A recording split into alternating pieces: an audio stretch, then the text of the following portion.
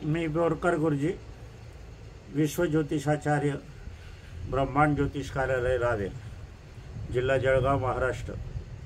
माझा mobile number आहे 985005155558।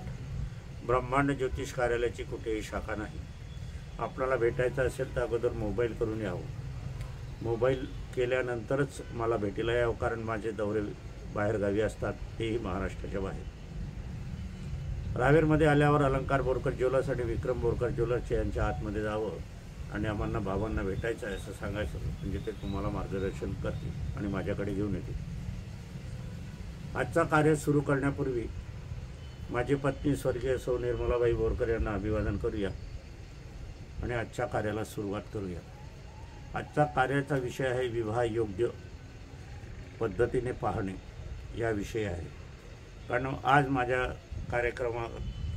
कार्यालयात काही अशा घटना घडल्या, दुःखद घटना घडल्या आणि मला काहींचे मोबाईल पण आले की तुम्ही विवाहाविषयी जो मार्गदर्शन करतात त्याविषयी आम्हाला अजूनच सखोल ज्ञान द्या। त्यानुसार आज 9:30 रात्रीचे झाले आहे, म्हणून मी अर्जंट हा व्हिडिओ जारी करीत आहे, प्रसारित करीत आहे। कारण त्याचं तात्कालिक कारण नाही आहे, हे दीर्घावधीचं कारणासाठी आपण सजग राहावं, सावध राहावं म्हणून यासाठीच आहे। पाऊस येतो आहे, पावसात हा व्हिडिओ चालू आहे।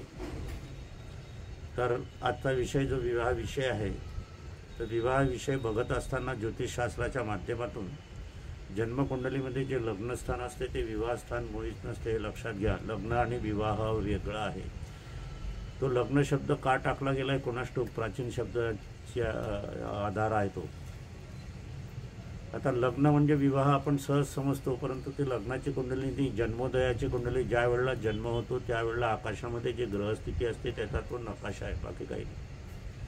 विवाह कुंडली काढावी लागते।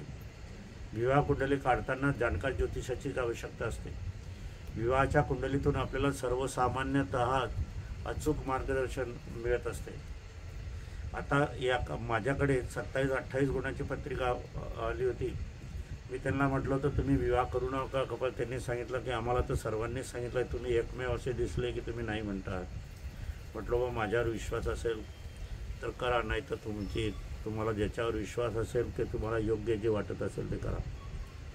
आता त्याच्यामध्ये काय झालं की त्यांना जी मुलगी होती, मुलीच्याकडनं माझ्याकडे आले होते, आमच्या मुलीला फार त्रास आहे, इतका त्रास आहे की नतो भूतो भविष्यती।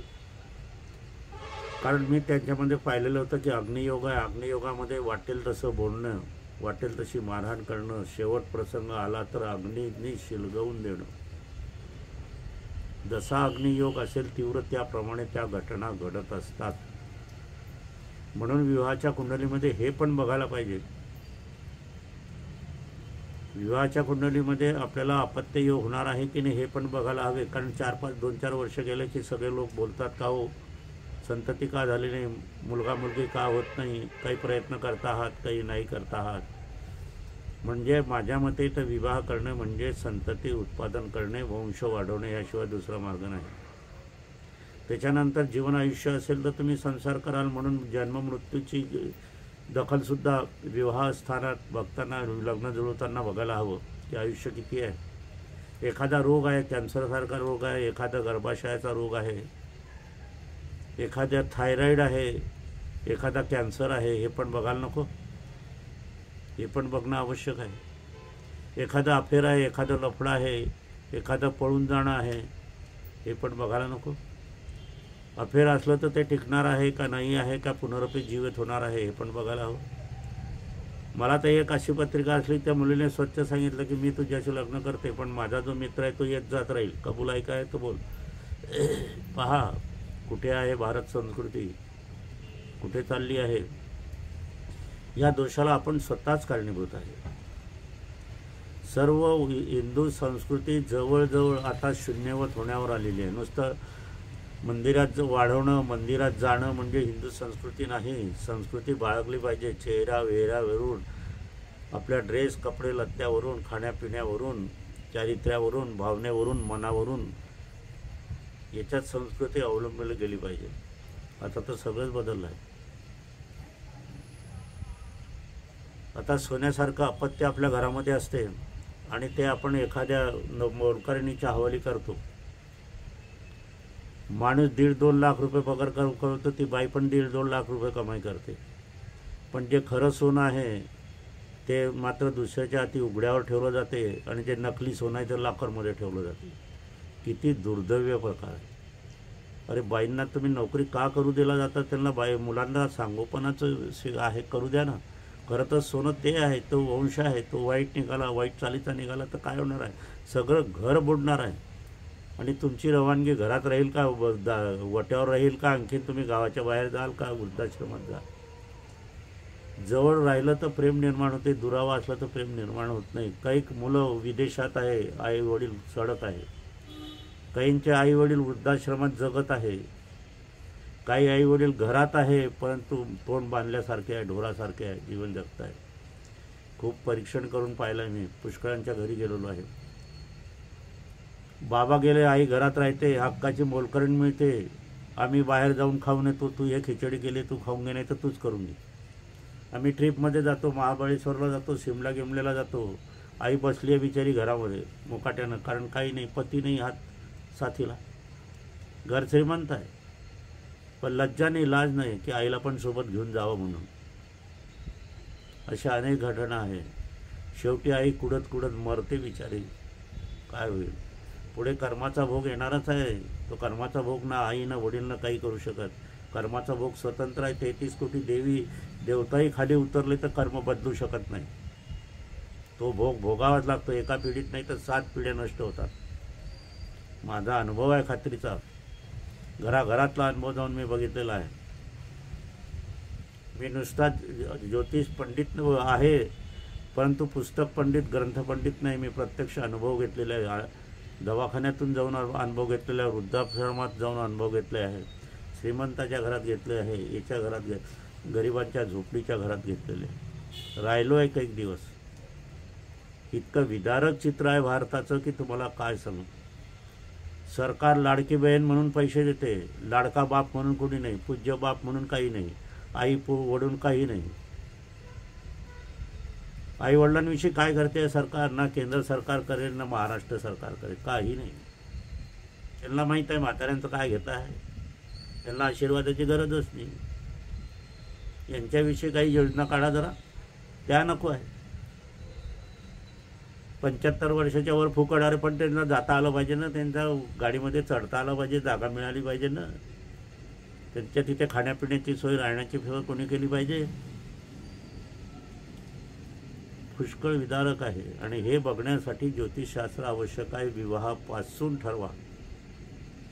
कारण तुम्ही विवाहाची जोडी, मुलगा आणि मुलगी, वर आणि वधूची जोडी उत्तम राहील तर उत्तम संतान निर्माण होईल. आणि हे उत्तम संतान निर्माण झालं तर आपल्या घराला, कुटुंबाला तर वैभवशाली होणार आहे, पण देशाला पण होणार आहे. सरकारनं ह्याकडे लक्षच देत नाही. जे नको ते. म्हणून निदान आपण तरी शहाणपण घ्यावं. आपल्या मुलामुलींचे विवाह करताना जाणकार ज्योतिषाकडनंच बघून घ्यावं. कारण काही दुर्दैवी अशा घटना घडतात, काही जाळलेल्या घटना घडतात, अग्निडाकाच्या घटना घडतात, घटस्फोटाच्या घटना घडतात, लाखो रुपयाची मागणी केली जाते आणि मुलगा मुलगीने झाली तर बाईलाच दोष दिला जातो. म्हणून हे सर्व बघत असताना रोग आहे का, अफेअर आहे का, दबाडी आहे का, फसवणूक होते आहे का, आयुष्य कमी जास्त आहे का, हे सगळं ज्योतिषशास्त्राच्या विवाहाच्या माध्यमातून आपल्याला बघून नंतरच विवाह करायला पाहिजे आणि तोच योग्य राहील. माझ्या पाहणीतली आहे, शेजारची आहे, पाजारची आहे, नातेसंबंधातील काही उपयोग नाही. नातेवाईकसुद्धा फसवतात. आज फसवणीचं प्रमाण, आता सत्यालासुद्धा पैसे लागतात, खोट्याला तर लागतातच. सगळं जगची रीतिरिवाज बदलून गेल्याने हे सुधारायला पाहिजे. शाळेतून हे संस्काराचं शिक्षण देणं तर बंदच झालेलं आहे. शिक्षण इथेच दिलं पाहिजे. तर मला एक सांगायचं आहे, पुनरुक्ती आपण आपल्या मूळच्या विषयावर येऊ. विवाह करताना योग्य दिशेची वाटचाल बघण्यासाठी आपल्याला जन्मकुंडलीचा आधार न घेता विवाह कुंडलीचा आधार घ्यायला पाहिजे. आणि विवाह कुंडलीचा आधार घेऊन आपल्याला योग्य आपल्या मुलाची काळजी, मुलीची काळजी घेणं आईवडिलांचं सुद्धा कर्तव्य आहे. म्हणून योग्य मार्गदर्शन आहे. आजचा व्हिडिओ इथेच समापन करूया. आज रात्री 9:30 पावणे 10 होत आहे. काहींची मागणी मला अर्जंट आली म्हणून मी हा व्हिडिओ जाहीर करत आहे. पाऊस आहे, पावसात हा मी व्हिडिओ जाहीर करत आहे. कारण सगळ्यांच्या समस्या सोडवणं हा भाग मी माझ्या पत्नीपासून शिकलो आहे. ती माझ्यापेक्षा 10 पट चुकत होती. निधनाच्या वेळेला तिनं माझ्याकडनं वचन घेतलं आहे, तुम्ही हे कार्य सोडू नका, बंद करू नका. आणि मी तिच्याच या वचनाला बांधिलकी आहे म्हणून मी हे कार्य पुढे नेत आहे. मी विश्वज्योतिषाचार्य बोरकर गुरुजी, ब्रह्मांड ज्योतिष कार्यालय, ब्रह्मांड ज्योतिष कार्यालयाची कुठेही शाखा नाही. माझा मोबाईल नंबर आहे 9850015558. पुनश्च माझी पत्नी स्वर्गीय सौ निर्मलाबाई बोरकर यांना अभिवादन करूया आणि आजचा कार्यक्रम समापन करूया.